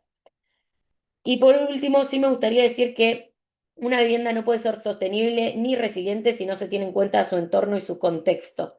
¿Y a qué me refiero con esto? A que necesitamos compartir saberes con esa comunidad, diseñar desde el territorio, porque ahí está el lugar donde está pasando todo y donde está ubicada esa vivienda. Y acá es donde entra en juego algo de lo que hablábamos hace un par de sesiones, el tema de la asistencia técnica integral. Ahí hay mucha clave en lo que es el mejoramiento de viviendas. Esta asistencia técnica integral justamente busca hacer como sinergia entre todos los actores, técnicos sociales, técnicos constructivos, las organizaciones que trabajamos en el barrio y las familias que reciben este mejoramiento de vivienda, porque necesitamos esto, explorar todas las distintas condiciones. Es fundamental trabajar con la comunidad, mapear los riesgos y entender cuáles son esos materiales que usan localmente y también cómo resuelven las problemáticas propias de sus viviendas frente a los efectos del cambio climático, ya que con esto podemos tener ideas de cómo lo podemos resolver a gran escala en el resto de las comunidades. Creo que lo último es decir que todo esto tiene que tener un enfoque integral. No es suficiente resolver la vivienda, porque si la vivienda, sobre todo en los contextos que nosotros trabajamos, está en un contexto de suma vulnerabilidad, donde no hay servicios básicos formales, donde no hay accesos y están emplazadas en zonas de riesgo, por más que mejoremos la vivienda, no va a ser una solución definitiva. Entonces ahí es donde para mí tiene que entrar el conjunto de trabajar con los gobiernos locales y a su vez combinar distintos programas. Por ejemplo, el BID tiene muchos programas que acompañan el fortalecimiento de capacidades comunitarias, que acompañan la integración sociourbana de los barrios, la mitigación de riesgos y ahora también estamos hablando de esto, el mejoramiento habitacional de las viviendas particularmente. Entonces, sumando todos esos programas, haciéndolos articular entre sí, es que realmente podemos generar un entorno sostenible y resiliente. Muchas gracias. Muchísimas gracias, Gabriela. Súper clave tu mensaje y tu presentación. Vamos a continuar por el tiempo que tenemos con Claudia. Claudia Acuña es directora general de Impacto en New Story, donde lidera la estrategia social y operaciones en México y El Salvador, trabajando con diseño urbano, organización comunitaria e innovación en vivienda. Claudia tiene una trayectoria muy destacada en sector público, sociedad civil y espacios internacionales, incluyendo diseño de políticas de vivienda a escala en México. Claudia, adelante. Muchas gracias, Ana Milena. Y espero que no se oiga ruido porque justo están empezando a autoproducir aquí al lado, pero bueno, ya me puse los audífonos y espero que esto funcione bien. Y bueno, pues me da mucho gusto estar aquí. Muchas gracias otra vez por la invitación. Y voy a seguir construyendo en lo que ya presentaron Manuela y Gabriela. Y me gustaría empezar diciendo que algo que es interesantísimo y que es el gran acierto de esa estrategia que el BID ha planteado es cómo se ha enfocado en reimaginar el déficit cualitativo. Y me encanta la palabra reimaginar porque eso nos permite no solamente pensar, bueno, ¿cómo lo reimaginamos?, sino cómo lo entendemos mejor. ¿Qué significa el déficit cualitativo para atenderlo de una manera mucho más eficiente? Y creo que eso es un poco lo que estaban hablando Manuela y Gabriela, ¿no? Sobre todo ahorita al final Gabriela diciendo, esto es una estrategia integral, tiene que ver con el entorno, tiene que ver con otras cosas que van más allá de las cuatro paredes. Y entonces es en ese sentido en el que yo quiero enfocar mi presentación para poder explicar cuál es el trabajo que estamos haciendo desde New Story para contribuir a esa estrategia de déficit cualitativo desde nuestra trinchera. Entonces, permítanme presentar el déficit cualitativo de una manera diferente. ¿Cómo nos lo estamos reimaginando? El déficit cualitativo no debe ser un estado, es un proceso. Y lo propongo así porque cuando lo entendemos como proceso, todo cambia. Y sobre todo cambia completamente la manera en cómo lo abordamos y nos permite integrar otras dimensiones del déficit que son muy importantes, ¿no? Y hoy, como decía Manuela también en su presentación, el déficit nos da una foto bastante estática y bastante limitada del problema, ¿no? Al menos en México lo que se mide es si la vivienda está construida con materiales precarios, si tiene acceso a servicios, si hay hacinamiento. Pero también, como ya nos explicaba, el déficit cualitativo es mucho más amplio y tiene que ver con el resto de los elementos de la vivienda adecuada, particularmente la ubicación, el acceso a servicios, la conectividad, la seguridad, la tenencia, la integración a la ciudad y esta parte de vulnerabilidad estructural, ¿no? De la que hablaba Manuela.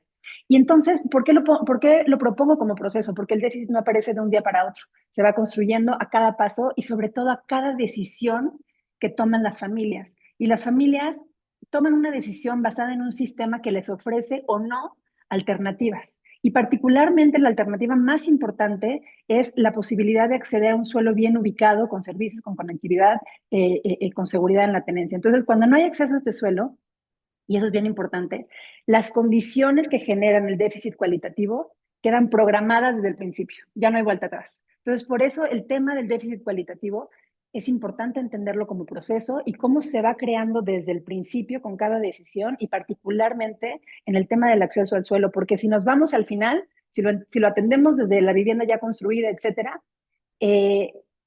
no estamos considerando el inicio, la primer toma de decisión que otra vez hace que las condiciones del déficit cualitativo queden programadas y sean irreversibles. Entonces, esto nos obliga a mover la conversación no solo a cómo mejorar viviendas existentes, sino a cómo evitar que el déficit se siga produciendo desde el origen. Y también esto, bueno, es importante, aquí quisiera hacer un paréntesis importante y vale la pena aclararlo, porque muchas veces asociamos el déficit cualitativo con la autoproducción, y de esto hemos estado hablando mucho, ¿no? Desde los marcos normativos, en el panel pasado, pero muchas veces el déficit, o más bien en general, el déficit no distingue entre vivienda formal y vivienda informal.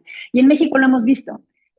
Claramente entre el 2000 y el 2018 se produjeron, como todos sabemos, millones de viviendas formales, de las cuales hoy hay cientos de miles que están en situación de déficit cualitativo, por dos razones. Uno, por la mala calidad en su construcción, y tenemos datos clarísimos que nos dicen que incluso las viviendas que produjo el mercado formal tienen problemas estructurales. El 52% de las viviendas en México que fueron producidas por el sector formal tienen algún tipo de problema estructural.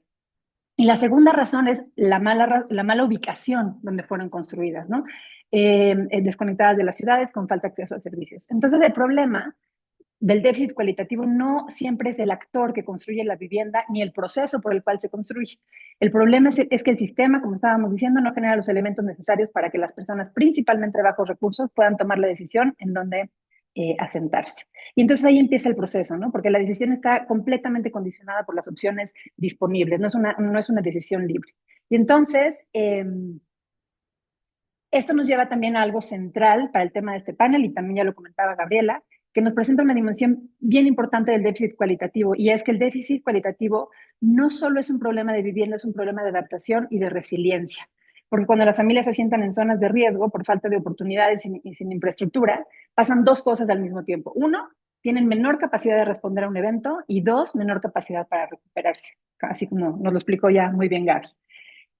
Entonces, bueno, ese es el punto clave para nosotros. La vulnerabilidad no empieza en la vivienda y en sus carencias meramente estructurales, empieza mucho antes, empieza en la ubicación, en el acceso, en cómo las familias entran al sistema, y es a través del suelo. Entonces, en New Story, ¿qué estamos haciendo? Hemos decidido intervenir en este punto. No estamos tratando de resolver todo el déficit cualitativo, y no lo estamos tratando de hacer a través de mejorar las viviendas existentes como lo están haciendo Build Change o Techo, otras muchas organizaciones que están trabajando en campo, sino que estamos tratando de generar un modelo que permita dejar de producir ese déficit desde el inicio.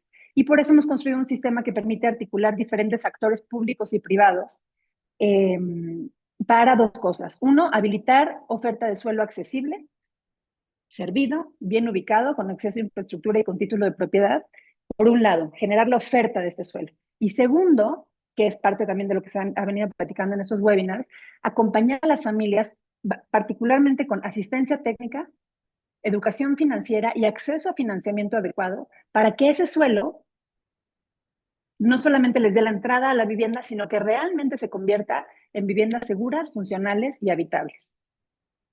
¿Cómo lo estamos haciendo? Bueno, pues ya lo platicaré porque creo que también tenemos el tiempo corto, pero básicamente nuestro modelo lo que está buscando es vincular, es un modelo, estamos fomentando un modelo de mercado para que sea sostenible, que no dependamos del presupuesto público ni de los subsidios, y tiene tres elementos muy claros. Uno, capital. Creamos un fondo de inversión de impacto donde estamos invirtiendo capital temprano para absorber el riesgo de los proyectos, y entonces con nuestro capital podemos comprar tierra, hacer estudios técnicos, infraestructura básica, y así nos aseguramos que la ubicación de la tierra está cerca de las ciudades, que genera acceso a las oportunidades de trabajo, etc.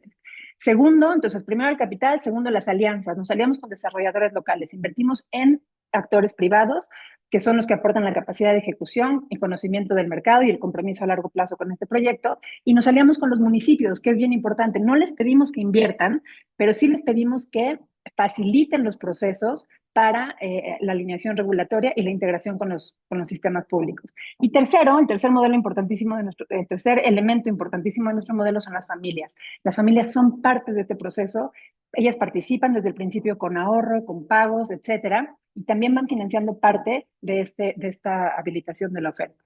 Entonces, bueno, esto nos ha permitido crear una vía de acceso al suelo formal que está basada en el mercado y sin depender de subsidios ni de inversión pública directa. Y bueno, lo que les decía de cara a las familias, lo que estamos buscando no solamente es generar la oferta, sino acompañarlas en esta lógica de construcción progresiva, con asistencia técnica, financiamiento, para que las viviendas no tengan los problemas que hoy tienen las viviendas del déficit cualitativo. ¡Ay, ya voy! Entonces, bueno, el reto es qué estamos construyendo y cuál es el reto que creo que tenemos que enfrentar como organizaciones de la sociedad civil, como gobiernos, como organizaciones internacionales, es no solamente mejorar las viviendas existentes, sino dejar de producir déficit a través de un sistema mejor articulado. Muchas gracias. Muchísimas gracias, Claudia. Perdón por la presión del tiempo, pero quiero dar oportunidad para que podamos cerrar el panel completo. Bueno, vamos a cerrar este bloque con Liliana Campos. Ella es directora de proyecto y punto focal de edificación y vivienda sustentable en la cooperación técnica alemana GIZ México. Y bueno, pues tengo el gusto de conocerla porque tiene más de 20 años de experiencia en sostenibilidad, eficiencia energética y financiamiento climático en vivienda. Lili, adelante. Muchas gracias, Ana. Qué padre estar coincidiendo también ahora en estos foros, con Claudia también y con Gaby. Excelente. Bueno, les quiero contar rápido de las experiencias de sustentabilidad que hemos tenido desde la GIZ en proyectos de vivienda social. Ahora hemos tenido experiencias tanto en proyectos de nueva construcción como de construcción existente, pero ahora me voy a centrar en dos experiencias principales en rehabilitación de vivienda existente. Para esto hicimos diferentes proyectos piloto a través de grant agreements que damos desde la GIZ a otras instituciones. Ahí pueden ver en el mapa los proyectos de rehabilitación energética. Algunos de ellos los hicimos en el norte del país con este fideicomiso en México que se llama ASIF Paterm. Tenemos otros que hicimos con Hábitat para la Humanidad y con la Secretaría de Desarrollo Urbano, Territorial y Agrario en México, de rehabilitación de vivienda, pero de vivienda de autoproducción. Y también tenemos un proyecto de monitoreo de viviendas existentes, es decir, viviendas que ya se construyeron con ciertos estándares de sustentabilidad y se fueron a monitorear e instrumentar en sitio para ver que su desempeño correspondiera realmente a lo que se calculó ex ante, en simulaciones ex ante. Estas son algunas de las imágenes que pueden ver de este primer proyecto de monitoreo también y de intervención en vivienda construida de manera formal. Se hacen diferentes tipos de estudios y análisis, desde pruebas de hermeticidad, como están viendo en la imagen, en un como ventilador, pruebas con cámaras termográficas para ver diferentes puntos de fallas técnicas como puentes térmicos o qué tal está la transferencia de calor, y de esta manera haces un diagnóstico de lo que está sucediendo en esa vivienda y puedes entonces plantear las intervenciones. En un caso específico de viviendas que hicimos con el piloto, con ASIF y Paterm en el norte del país, se hicieron rehabilitaciones energéticas en vivienda de construcción formal en 3 pasos. Desde el primer paso muy sencillo, que era simplemente cambiar electrodomésticos, hacer un diagnóstico, tal vez incluir algún tipo de acabante reflectivo en muros y techo, hasta una vivienda de paso 3 con una optimización mucho más amplia que incluía los 3 puntos, digamos, la buena práctica del Passive House Institute. Es un instituto alemán que se dedica al tema de la eficiencia energética de las edificaciones, en donde incluimos ya también temas de energía renovable, hermeticidad en las ventanas, aislamiento térmico en muros y techos, y tuvimos muy buenos resultados en términos de ahorro de energía, también de confort térmico y de calidad del aire. Pero lo más interesante de este proyecto piloto es que se probó también un mecanismo de financiamiento progresivo para la rehabilitación de estas viviendas. Las familias que estaban formando parte de estos proyectos pilotos se perfilaron de su poder adquisitivo y crediticio para que pudieran acceder a un financiamiento que fue complementario con el subsidio que dio la GIZ más un crédito que ellos tomaron con FIPATERM. Y este fideicomiso es súper interesante porque está ligado a la compañía que nos suministra la energía eléctrica, de tal manera que se pone la tecnología o el mejoramiento en la vivienda y el costo se va prorrateando a través del recibo de luz en las viviendas, y cada familia va entonces pagando progresivamente, digamos, estas mejoras. Y este modelo de financiamiento y de mejoramiento fue justamente ganador de un premio en el 5º Foro de Vivienda que organizaron nuestros colegas del Urban Housing Practitioners Hub, que están aquí con nosotros en esta organización.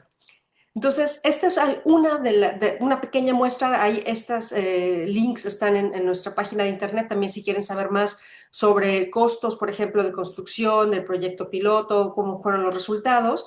Pero la otra parte de nuestra intervención se dedicó a apoyar a la Secretaría de Desarrollo Urbano, Territorial y Agrario en hacer su estrategia de autoproducción de vivienda, que pueden descargar aquí. Esta parte la trabajamos muy de la mano con Claudia Acuña cuando estaba ella todavía formando parte de la Comisión Nacional de Autoproducción. Ahí lo que hicimos fue intervenir viviendas en 4 regiones climáticas, desde los cálidos húmedos hasta los cálidos secos, pasando por los templados. Se hizo con este Grant Agreement que dimos con Hábitat para la Humanidad, se hizo primero una intervención en la comunidad en donde se reunieron a más o menos 95 familias para platicarles el proyecto y lo que queríamos hacer en estos mejoramientos de vivienda. También, además de platicar con las familias y ver su interés, se visitaron las viviendas para ver si eran, digamos, sujetas de este tipo de modificaciones, precisamente por lo que acaba de decir Claudia Acuña, ¿no? Algunas de ellas tienen déficits estructurales que específicamente este proyecto piloto no podía atender. Nosotros teníamos la meta de que el ahorro de energía debía ser al menos de un 20%. Entonces, realmente necesitábamos viviendas que no tuvieran ese tipo de problemas estructurales y familias que también su perfil pudieran ser acreedoras o a un subsidio por parte de CONAVI o a un crédito por parte de otros organismos nacionales de vivienda. Finalmente, de las 90 y tantas familias con las que tuvimos los primeros talleres, escogimos 41 viviendas que cumplían con los requisitos y se hicieron diferentes tipos de intervenciones, desde mejoramientos para mejorar la iluminación natural y la ventilación natural, o también dispositivos de sombra, incluso calentadores solares de agua, en fin. Esto es lo que le quiero platicar. Las herramientas y todas las lecciones que hemos aprendido desde la GIZ en la intervención de vivienda formal se tuvieron que adaptar para la realidad de una vivienda de autoproducción o una vivienda de construcción progresiva. Las herramientas que tenemos ahora mismo de simulación térmica, dinámica o de certificaciones no realmente reflejan la realidad de lo que está sucediendo en territorio en las viviendas de autoproducción. Esa fue nuestra primera lección. El otro reto es la falta de estandarización. Es muy fácil proponer soluciones o medir impactos cuando las viviendas son todas iguales y una solución la puedes escalar masivamente. y no es el caso con la vivienda de autoproducción, en donde todos los prototipos son diferentes, tienen diferente tamaño, diferentes sistemas constructivos y, por supuesto, diferentes orientaciones. Así que lo que se hizo fue empezar a hacer una ponderación estadística en donde se simularon algunas de las viviendas con herramientas desde Edge hasta simulaciones térmicas dinámicas y se empezaron a parametrizar algunos estándares. Lo que sí podemos ver es que el resultado de estas simulaciones, lo pueden ver ustedes en la parte de arriba, reportan más o menos un promedio de ahorro de energía del 17%. Sin embargo, los recibos de luz reflejaban una disminución al menos de electricidad del 72%. Las toneladas de CO2 evitadas que se obtuvieron a base de simulaciones nos reportaban un 39%. Esto no se pudo medir en sitio después, pero sí los temas, por ejemplo, de confort y de mejora sobrepasaron nuestras expectativas, digamos, de lo que decía la simulación a lo que se hicieron después estas entrevistas de salida con las familias que fueron receptoras de estos proyectos piloto. Más o menos están los montos ahí en pesos mexicanos de las intervenciones que hubo, tanto mejoramientos como ampliaciones, y también esta información está completa en la página de la GIZ. Finalmente acabo con esta última diapositiva con respecto a los retos del sector. En las agendas globales, todos los esfuerzos de financiamiento tienen ahora que estar con una etiqueta de sustentabilidad. Es decir, si queremos que el financiamiento fluya para, por ejemplo, como dijo Claudia Cuña, adquisición de suelo, con estas inversiones de impacto y demás, sí se tiene que demostrar también el impacto en términos de sustentabilidad social, ambiental y económica.